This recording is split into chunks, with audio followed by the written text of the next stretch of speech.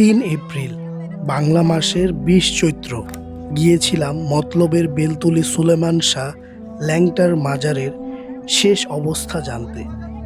মেলার দ্বিতীয় দিন থেকেই বিভিন্ন সোশ্যাল মিডিয়া ও গণমাধ্যমের নিউজে দেখতে পাই মেলা বন্ধ ঘোষণা করা হয়েছে।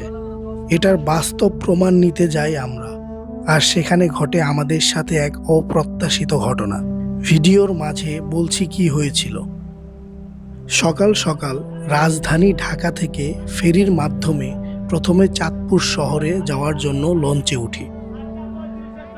এই ল্যাংটার মাজারে দুইভাবে যেতে পারবেন, কুমিল্লা দিয়ে আর চাঁদপুর হয়ে। কুমিল্লার শেষ সীমানায় আর চাঁদপুরের মতলবের বেলতলীতে এই মাজারের অবস্থান। লঞ্চ ভাড়া তেমন একটা ছিল না, ১৮০ টাকা ভাড়া মাত্র।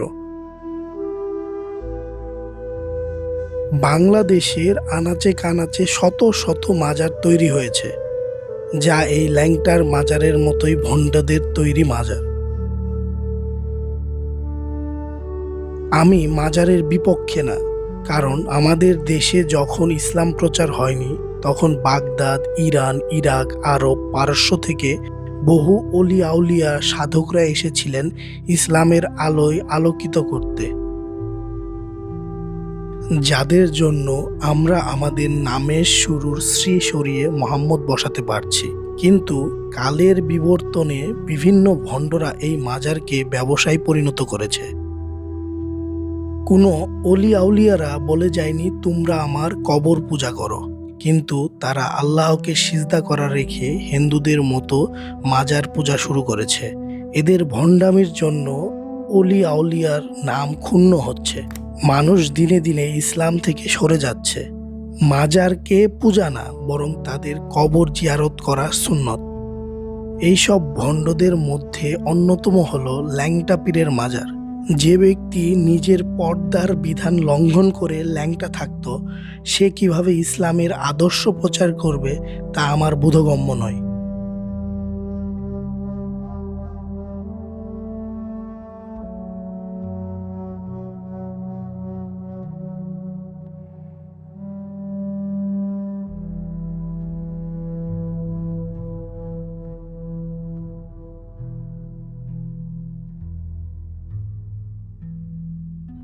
দেখতে দেখতে চাঁদপুরের ঘাটে এসে পড়ি আমরা।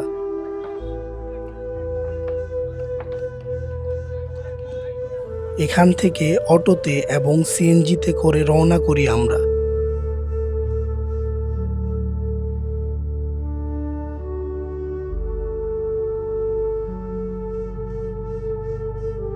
বেশ কিছুক্ষণ পর পৌঁছাই সেই বেলতলীতে।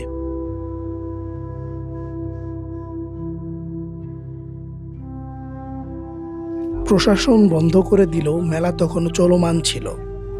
মেলায় বিভিন্ন মানুষের সাথে কথা বলে জানতে পারি মেলা বন্ধ হয়নি, এখনো চলছে আর চলবে ৭ দিন। তবে আগের মতো ভিড় ছিল না। বেলা বাড়ার সাথে সাথে মানুষের সংখ্যা বাড়ছিল।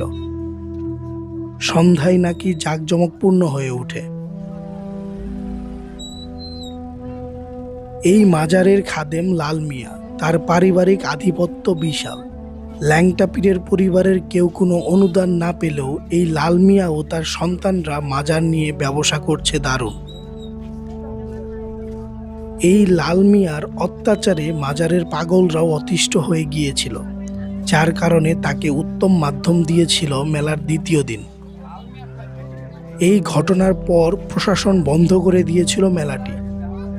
মেলার সব টাকা একা ভোগ করে এই লাল মিয়া। মাজারে দানের গরু ছাগল প্রায় সব বিক্রি করে দেয় এই ধান্দাবাজ।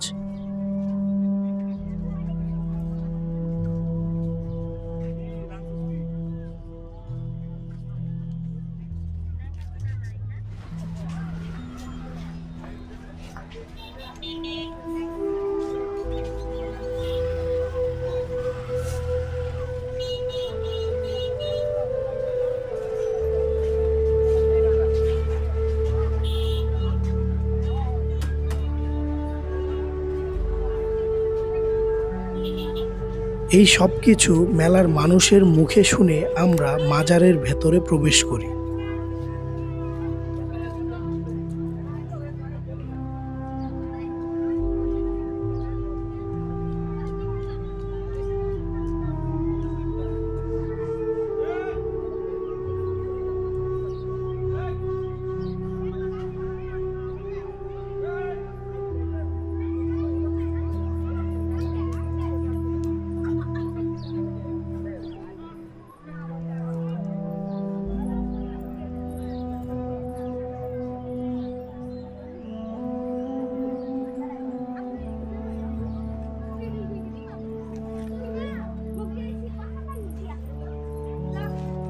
ভেতরে অনেক পাগল ফকিরদের অবস্থান দেখি আমরা।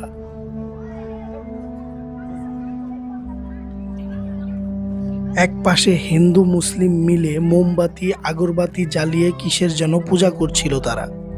এই ভিডিও নেওয়ার পর এই লাল মিয়ার সন্ত্রাসী বাহিনীর কয়েকজন এসে আমাদের ভিডিও বন্ধ করে এবং ধারণকৃত সব ফুটেজ জোরপূর্বক ডিলিট করায়। আমাদের এক পর্যায়ে মাজার থেকে বাইরে বের করে দেয়। এইসব খারাপ মানুষের জন্য আজ মাজারকে প্রায় সবাই ঘৃণা করে। আসুন আমরা সবাই শিরক থেকে বের হয়ে সঠিক ইসলামের চর্চা করি। সত্য তুলে ধরার এই চেষ্টা যদি আপনাদের ভালো লাগে তবে চ্যানেলটি সাবস্ক্রাইব করে পাশে থাকবেন। ধন্যবাদ। আবার দেখা হবে অন্য কোনো মাজারে।